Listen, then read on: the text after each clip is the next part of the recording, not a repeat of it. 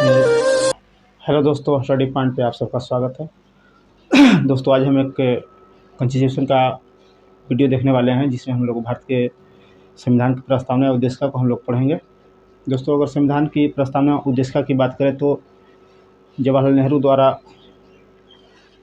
13 दिसंबर 1946 को संविधान सभा के समक्ष पेश किया गया था, जो आगे चलकर 22 जनवरी 1947 को इसको संविधान सभा द्वारा पास कर दिया गया। तो यहाँ से क्वेश्चन फंसाता है कि किसके द्वारा या जवाहरलाल नेहरू द्वारा कब प्रस्तावना या उद्देशिका को संविधान सभा के द्वारा के समक्ष पेश किया गया था। तो आप लोग याद रखिएगा 13 दिसंबर 1946। और इसकी बात करें तो संविधान के जो मूल्य आदर्श एवं तत्व है उसको इसमें समाहित किया गया है और इसी के तहत बताया गया है स्वरूप उद्देश्य के अंतर्गत कि किस तरह के समाज होना चाहिए, किस तरह के धर्म होना चाहिए या नहीं होना चाहिए, किस तरह के यहाँ के नागरिकों को न्याय मिलना चाहिए, सारी तथ्यों को हम इसमें देखेंगे। एक चीज़ यहाँ आप देख रहे हैं दोस्त कि संविधान की आत्मा, तो संविधान की आत्मा हम लोग पढ़े हैं कि भारतीय संविधान के भाग 3 के अनुच्छेद 32 में जो मौलिक अधिकार है उसको भी संविधान की आत्मा कहा जाता है। तो यहाँ पे कैसे हम पकड़े कि इस प्रस्तावना को संविधान की आत्मा कहा जाता है, कुंजी कहा जाता है या तो फिर अनुच्छेद 32 को कहा जाता है। तो दोस्त, अगर कहीं कोई व्यक्ति विशेष लगा करके पूछे कि अगर डॉक्टर भीमराव अम्बेडकर द्वारा संविधान की आत्मा किसे कहा गया है, तो अनुच्छेद 32 आप लोग दीजिएगा, जो संवैधानिक उपचारों का अधिकार कहा गया है। और अगर ऐसे ही कहीं क्वेश्चन पूछ देवे कि संविधान की आत्मा निम्नलिखित में से किसे कहते हैं या पूंजी किससे कहते हैं, तो प्रस्तावना या उद्देशिका को दे दीजिएगा। अगर व्यक्ति लगा दे तो डॉक्टर भीमराव अम्बेडकर का वहाँ नाम ऐड रहेगा, तो वहाँ पे अनुच्छेद 32 को बता दीजिएगा जो मौलिक अधिकार के तहत आता है, संवैधानिक उपचारों का अधिकार। और अगर व्यक्ति नहीं लगा रहे तो सीधा आप प्रस्तावना या उद्देशिका को संविधान की आत्मा पूंजी बताइएगा। ठीक है, ये आपको क्लियर हो गया। अब हम लोग आते हैं कि प्रस्तावना की भाषा और प्रस्तावना के विचार कहाँ से लिया गया। तो ये क्वेश्चन आपको फंसाएगा, चाहे बिहार दरोगा हो, बिहार कांस्टेबल में तो नहीं पूछता है, टफ लेवल का क्वेश्चन हो जाता है। बीपीएससी में आपको पूछ देगा, पीटी में पूछा कि संविधान की प्रस्तावना उद्देश्य क्या है, उसमें भाषा और विचार को कहाँ से लिया गया है। तो दोस्तों, अगर पूछे कि संविधान के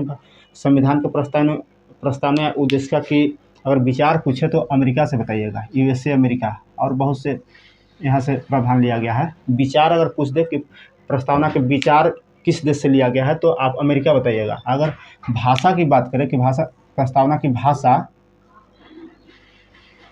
भाषा की बात करें तो आप ऑस्ट्रेलिया दीजिएगा। तो यहाँ से 2 क्वेश्चन आपको क्लियर हो गया होगा सर। अमेरिका से विचार लिया गया, प्रस्तावना के विचार अमेरिका से लिया गया। और अगर ऑस्ट्रेलिया से बात करें तो प्रस्तावना की भाषा लिया गया। तो क्वेश्चन पूछेगा कि संविधान में जो प्रस्तावना उल्लिखित है उसका विचार कहाँ से लिया गया, तो अमेरिका से। अगर पूछते हैं कि संविधान में जो समाहित है प्रस्तावना उसका भाषा कहाँ से लिया गया, तो संविधान की भाषा ऑस्ट्रेलिया से। आपको याद रखिएगा 100%, जो कि यहाँ से क्वेश्चन फंसाएगा। अब हम लोग बात करते हैं कि भारतीय संविधान में जो प्रस्तावना उल्लिखित है उस स्टार्ट किस तरह से होता है। तो हम लोग देखते हैं कि हम लोग को स्टार्ट होता है हम भारत के लोग। कोई यहाँ मतलब कास्टलिज्म नहीं दिखाया गया है या कोई खास धर्म को यहाँ नहीं दिखाया गया है कि किस धर्म का रहेंगे। हम भारत के लोग, हम सब भारतीय हैं, हम भारत के लोग संपूर्ण समाजवादी पंथ निरपेक्ष। आगे चलकर फिर दिखाता है कि 26 नवंबर 1949 को अंगीकृत किया गया। इस दिन संविधान बनकर तैयार हो गया था, 26 नवंबर 1949 को इसको अंगीकृत उस दिन किया गया था। और ये तो हम आपको बता ही दिए हैं कि जे एल नेहरू द्वारा 13 दिसंबर 1946 को संविधान सभा में पेश किया गया था उस देश के प्रस्ताव को, और इसको पुनः 22 जनवरी 1947 को संविधान सभा में पास कर दिया गया, यानी सम्मिलित कर लिया गया। तो अगर पेश पूछा जाए तो 13 दिसंबर 1946 जे एल नेहरू द्वारा, अगर संविधान सभा द्वारा पास पूछा कि कब पास किया गया और समाहित कर लिया गया, तो 22 जनवरी 1947 को। आइए इसको कई खंड में हम लोग बांट के देखते हैं। जैसे संविधान के स्रोत है, स्वरूप है, उद्देश्य है। तो संविधान के स्रोत की बात करें तो संविधान की स्रोत हम भारत के लोग से मिलता है, जनता से मिलता है। अगर हम लोग बात करें कि संविधान को पावर या शक्ति कहाँ से मिलता है, तो भारत की जनता द्वारा मिलता है। और भारतीय जनता द्वारा जो पावर संविधान को मिलता है उसी के तहत इस देश में शासन व्यवस्था को स्थायित्व बनाए रखने में ये कायम हो जाता है संविधान। इसीलिए संविधान हम भारत के लोग या जनता से संविधान का पावर मिलता है, और संविधान में जो पावर होता है उसी के तहत विधायिका, न्यायपालिका, कार्यपालिका सुचारू ढंग से शासन प्रशासन चलाता है। अब आगे देखते हैं स्वरूप। स्वरूप में हम लोग देखते हैं कुछ अन्य पॉइंट। यह स्वरूप संपूर्ण प्रभुत्व संपन्न। संपूर्ण प्रभुत्व संपन्न का मतलब होता है कि भारत एक देश वैसा आज हो गया है, जब आज़ादी मिल गया उसके बाद ऐसा हम लोग का देश है कि आंतरिक एवं बाह्य निर्णय लेने में किसी को हस्तक्षेप इसमें नहीं है। आंतरिक या बाह्य निर्णय खुद ये लेने के लिए अपने आप में स्वतंत्र है, इसलिए इसे संप्रभुत्व कहा गया। समाजवादी। समाज कैसा हो, तो समाजवादी में हम लोग देखते हैं कि यूरोप जैसा नहीं है, जो कार्ल मार्क्स वहाँ बताते हैं कि गरीब अमीर वर्ग में जो संघर्ष होता था, वर्ग संघर्ष, जो अगर शोषण होता था गरीबों को तो अमीर से संघर्ष करके अपना अधिकार लिए, तो उस तरह का नहीं था। यहाँ समाजवाद अगर बात करें तो गांधी और नेहरू जी के विचारों पर स्थापित है, इसलिए यहाँ सभी को समान रूप से दिखाया गया है समाजवाद। पंथ निरपेक्ष। पंथ निरपेक्ष हम लोग देखते हैं। पंथ निरपेक्ष मतलब ये सीधा समझ ले कि यहाँ पंथ निरपेक्ष और अन्य नाम से भी जानते हैं, जिसको धर्मनिरपेक्ष कहते हैं। धर्मनिरपेक्ष या पंथ निरपेक्ष कहने का अर्थ है कि किसी भी राज्य, जो हम लोग का राज्य है या पूरा देश है, इसका कोई राज्य स्तर पे या देश स्तर पर कोई धर्म नहीं है। यहाँ सभी लोग को अपना अपना धर्म मानना है। किसी को अधिकार नहीं कि कोई बोल रहा है कि आप इस धर्म को मानिए, इस धर्म को नहीं मानिए, ऐसा कुछ नहीं है। भारत में कोई धर्म नहीं है, इसीलिए ये धर्मनिरपेक्ष है, पंथ निरपेक्ष है। तो यहाँ व्यक्ति विशेष का धर्म है, देश का और कोई राज्य का धर्म नहीं है। आगे देखते हैं लोकतंत्र। लोकतंत्र का अर्थ होता है दोस्त कि किसी भी देश में, किसी भी राज्य में अगर जनता द्वारा चुनी हुई प्रतिनिधि द्वारा अगर शासन चलाया जाता है तो उसे लोकतंत्र कहते हैं। जैसे भारत में है कि हम लोग स्थानीय स्तर पर चुनाव करते हैं, एमएलए करते हैं, एमपीए करते हैं। जो जनता द्वारा चुना हुआ प्रतिनिधि से शासन जहाँ चलता है उसे लोकतंत्र कहते हैं। गणतंत्र एवं गणराज्य, इसको थोड़ा सा समझिएगा, ये थोड़ा सा टेढ़ा वर्ड है कि आपको लोकतंत्र और गणतंत्र देखने में बस समान लगेगा, बस इसको एक छोटा सा जो शब्द है उससे अलग हम लोग मान सकते हैं।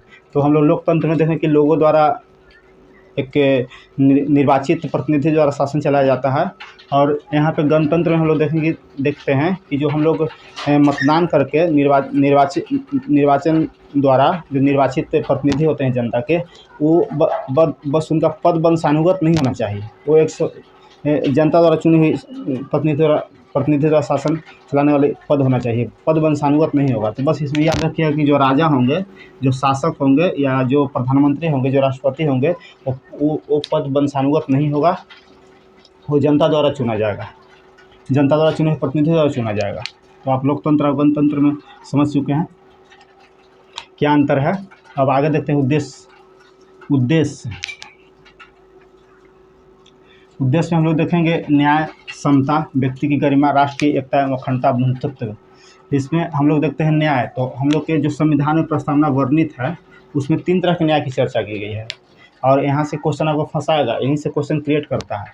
आपको पूछ लेगा कि भारतीय संविधान की प्रस्तावना में किस तरह का न्याय का उल्लेख नहीं है, तो आपको सामाजिक, आर्थिक, राजनीतिक और एक दे देगा धार्मिक दे देगा। तो धार्मिक आधार पर नहीं है, यहाँ कोई धर्म है ही नहीं देश में, कोई किसी राज्य स्तर पर या देश स्तर पर इसका कोई धर्म नहीं है, यहाँ धर्मनिरपेक्ष है। तो ये देखते हैं सामाजिक न्याय, मतलब जितने भी समाज में गरीब, अमीर, कमज़ोर वर्ग है, पिछड़ा है, अति पिछड़ा है, या जो भी समाज है, हिंदू हैं, मुस्लिम है, सिख है, ईसाई हैं, सभी को समाज में समान रूप से न्याय मिलेगा, ये संविधान की प्रस्तावना में लिखित है। आर्थिक न्याय का मतलब हुआ कि जितने भी, चाहे किसी भी समाज के हों, किसी भी जाति का हो, सबको अपना एक समान रूप से धन संचय का प्रावधान अधिकार दिया गया है, न कि किसी के पास बहुत ज़्यादा धन हो, किसी के पास बहुत कम हो। तो आर्थिक समानता, आर्थिक रूप से समान दिखाया गया है कि सभी आर्थिक रूप से समान है, नहीं कोई पैसा से अमीर हो जाएगा, ना कोई गरीब होगा, किसी को शोषण नहीं करेगा, इस तरह का न्याय है। राजनीतिक न्याय में होता है कि समाज के सभी वर्गों को समान रूप से मत देने का, या फिर इलेक्शन में खड़ा होने का, या तो फिर अपने आप को उम्मीदवार के रूप में देखने के लिए सब समाज राजनीतिक रूप से राजनीतिक न्याय सबको मिलता है प्रस्तावना के तहत। अब समानता की बात करें तो समानता में हम लोग देखते हैं कि जितना भी समाज में सभी वर्ग के लोग हैं, चाहे वो गरीब हो अमीर हो या कोई भी हो, सभी को समान रूप से दिखाया गया है। समता या समानता आगे चलकर हम मौलिक अधिकार में देखेंगे, वहाँ भी समता या समानता का अधिकार दिया गया है। सभी को अधिकार है समान रूप से। व्यक्ति की गरिमा की बात करें तो भारतीय संविधान के तहत भारत के प्रत्येक नागरिक को एक गरिमामय पूर्ण जीवन जीने का अधिकार है, जिससे कि वो समाज के साथ साथ देश का भी विकास कर सके। राष्ट्र की एकता एवं अखंडता, राष्ट्र एकता एवं अखंडता हम लोग देखे ना कि ऐसा हम लोग के देश में संविधान है जो सभी माने यहाँ विविधता, बहुत सी विविधता है, बहुत सी जाति हैं, बहुत सी भाषाएं बोलते हैं, फिर राष्ट्र की एकता एवं अखंडता बनी हुई है। इस संविधान के तहत ही सभी जाति के लोग हैं, सभी धर्म के लोग हैं, सभी भाषा के लोग हैं। सभी पूर्वोत्तर देख लीजिए, कुछ उधर भाषा चलता है, कुछ दूसरा संस्कृति उधर लोग अपनाते हैं, दक्षिण भारत में कुछ अलग संस्कृति अपनाते हैं। ये हम लोग को जो मध्य में स्थित है, ये उत्तर भारत में कुछ अलग संस्कृति है। तो सभी को एक समान रूप से संविधान के द्वारा ही बांधा गया है। तो हम लोग देख रहे हैं राष्ट्र की एकता एवं अखंडता। बंधुत्व हम लोग देख रहे हैं कि मतलब समाज में जो भी हैं, हम लोग एक भाईचारा कायम करके रखें, कहीं कोई एक दूसरे से भेदभाव करके कहीं दंगा फसाद या लड़ाई झगड़ा नहीं करे, एकदम भाईचारा की तरह रहेंगे, इसी को बंधुत्व कहते हैं। आइए अब देख लेते हैं कि यहाँ जो आप देखें समाजवादी, पंथनिरपेक्ष और अखंडता, ये आपको मूल संविधान में नहीं था दोस्तों। अगर बात करें तो ये तीन जो वर्ड है वो मूल संविधान में नहीं था। इसको 42वां संविधान सन 1976 द्वारा जोड़ा गया संविधान की प्रस्तावना में। तो ये भी क्वेश्चन आ सकता है कि संविधान के प्रस्ताव में उल्लिखित समाजवादी, पंथनिरपेक्ष, अखंडता किस संविधान संशोधन द्वारा जोड़ा गया। ये आपको ऑब्जेक्टिव में 100% दिख ही जाएगा, चाहे तो ये 42वां संविधान 1976 दिखे या तो समाजवादी, पंथनिरपेक्ष, अखंडता दिखेगा, 100% दिख ही जाएगा, इसलिए इसको ध्यान रखिएगा। तो 42वां संविधान सन 1976 द्वारा समाजवादी, पंथनिरपेक्ष एवं अखंडता। अब कुछ हम लोग देख लेते हैं, कुछ प्रस्तावना के बारे में कुछ न्यायालय में भी विचार दिया गया था, जिसे बेरुवादी संघवाद 1960, इसमें कहा सुप्रीम कोर्ट ने बोला, बेरुवारी संघवाद 1960 में सुप्रीम कोर्ट ने बोला कि संविधान की प्रस्तावना या उद्देशिका में संशोधन नहीं किया जा सकता है। सुप्रीम कोर्ट ने बोला बेरुवारी संघवाद 1960 में। और फिर आगे चल के हम लोग देखते हैं कि केशवानंद भारती केरलवाद में, केशवानंद भारती केरलवाद 1973 में सुप्रीम कोर्ट बोलता है कि संविधान के प्रस्तावना में संशोधन किया जा सकता है, बट उसको मूल ढांचा के छोड़ करके, मूल ढांचा के तहत कोई भी छेड़छाड़ नहीं होनी चाहिए। मूल ढांचा को छोड़ के आप संशोधन कर सकते हैं। तो ये आप लोग देख सकते हैं कि 73 के बाद 1976 में संविधान के प्रस्तावना में संशोधन प्रथम बार हुआ। इसलिए क्वेश्चन पूछता है कि संविधान के प्रस्तावना में प्रथम संशोधन कब हुआ था, तो यही आप बताइएगा 42वां संविधान 1976 द्वारा। इसमें 3 वर्ड जोड़ा गया, समाजवादी, पंथनिरपेक्ष, अखंडता। और आगे हम लोग कुछ देख लेते हैं, कुछ हमारे महापुरुष हैं या फिर इनको बोले कि कुछ विधिवेता थे, इन्होंने कुछ अपना राय दिए थे। तो N.A. पालकी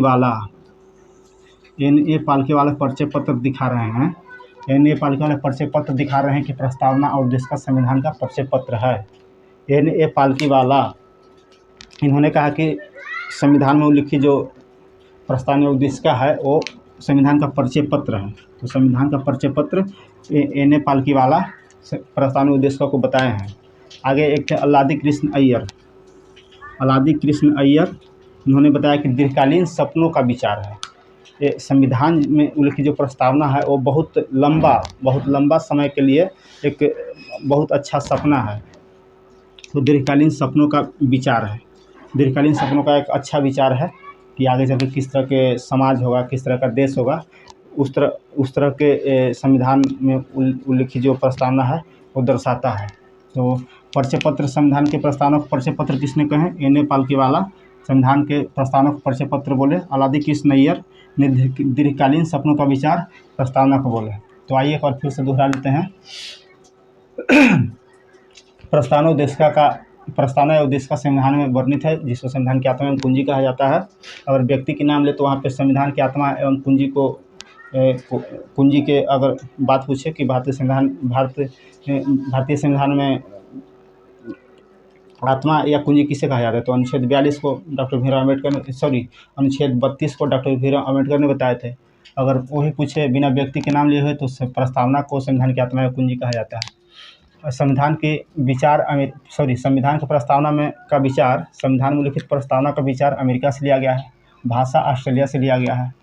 संविधान की प्रस्तावना शुरू होता है हम भारत के लोग से संप्रभुत्व संपन्न समाजवाद पंथनिरपेक्ष लोकतांत्रिक गणराज्य, और लास्ट होता है 26 नवंबर 1949 को अंगीकृत एवं स्वीकृत करते हैं।